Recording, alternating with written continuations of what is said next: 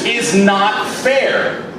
End of my argument. I am tempted to just drop the microphone on the ground right now and concede the remainder of my 7 minutes to my opponent, or to just you, the audience. I mean, you can spend the next 6 minutes and 43 seconds thoughtfully or thoughtlessly just gazing into your own navel. You might want to finger out that little bit of blue lint while you're looking in there.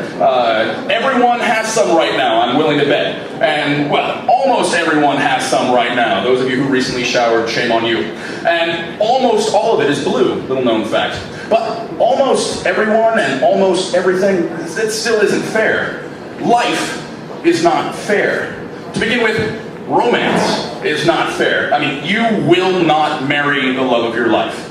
Someone else is going to get the girl or guy of your dreams. We never get what we deserve, and those who do don't realize it. And on top of all this, it's the mean-spirited design of romance that makes the most dangerous and exciting elements of finding a sexual partner the inverse to the qualities that you're looking for in a long-term parenting partner. 2, beauty brings favor. I don't know how you drew out in the lottery of genetics, but you didn't earn that. You didn't build that. If you're pretty, fuck you. 3, your best friends will privilege you over others. I mean, it might sound positive, but your friends don't treat you fairly, and they don't treat you equally. They treat you excellently, but it's not because of your genius or your talent or your greatness. They do it just because of you, even if you are wrong or dumb or unqualified. 4, intelligence is unfairly distributed.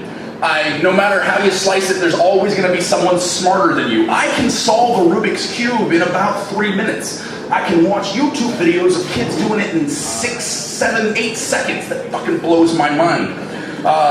Really stupid people, they still acquire wealth and power, so that's unfair. 5, shallow people still seem to get laid. In fact, they seem to get laid more frequently than unshallow people. I don't even need to explain that one. 6, celebrities really haven't done that much for us. Used to be that you became a celebrity due to accomplishment, and now you become a celebrity, and then we sit around and watch tabloids waiting for you to accomplish something. 7, nepotism rules everything. People think it's negative because we can confuse nepotism with corruption, but it's just, keeping it in the family, and family can have a lot of, stretchy, elastic ideas in New York with Italians and all over the place. 8, arrogant people triumph quite a bit. Loud and overconfident people, they just seem to shout down and shout over the shy introverts. I mean, even though we might have, as shy and introverted people, a lot of good ideas, it's the obnoxious loudmouth people that come out. 9, your family loves you, even though you don't deserve it. It comes back to the nepotism thing, but it's my favorites in my family. It has nothing to do with their actual value to the rest of civilization and the world. It's just they make me happy.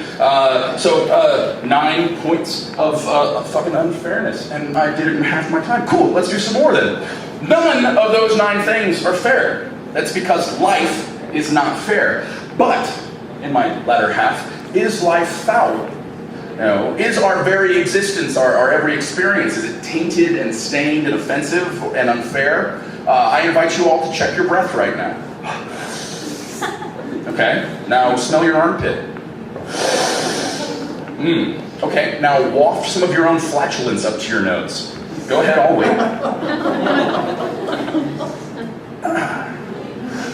Does it smell bad? Does it smell good?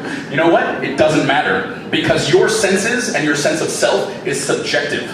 It doesn't matter what you think you smell like. It matters what the person next to you thinks you smell like. Now ask your neighbor to smell your breath and your armpit and your ass.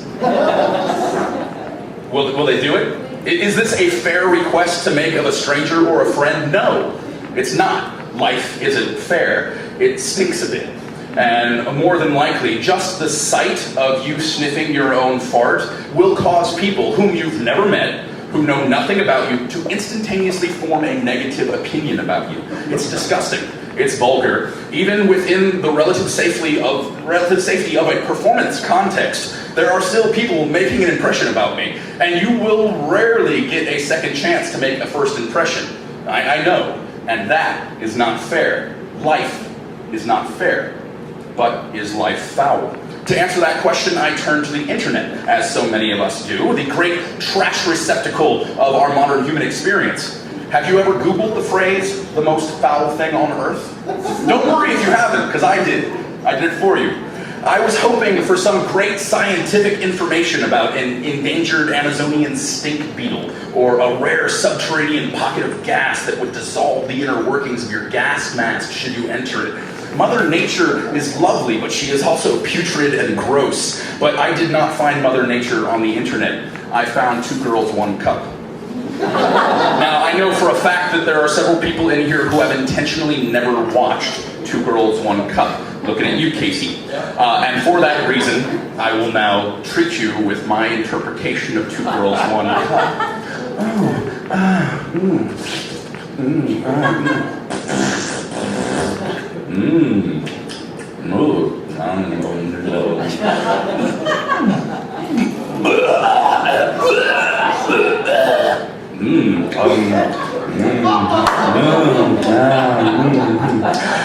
Little did you know, 2 Girls, 1 Cup is actually just a clip from a 2007 Brazilian fetish-themed pornographic film called Hungry Bitches. And it created this trend of YouTube reaction videos. My brother and I used my 6-month-old nephew to make a reaction video. What we actually did was just hold him up in front of a webcam and still he started crying, and then we overlaid the audio of 2 Girls, 1 Cup on it. But the sense of reaction videos perpetrating the internet, that we want to see what you look like when you see something as foul